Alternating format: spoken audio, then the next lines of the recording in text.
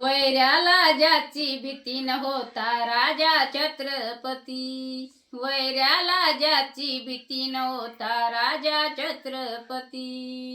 अन्यायावर त्याने केला वार,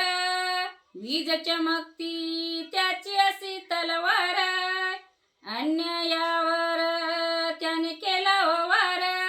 वीज चमकती त्याची अशी तलवार,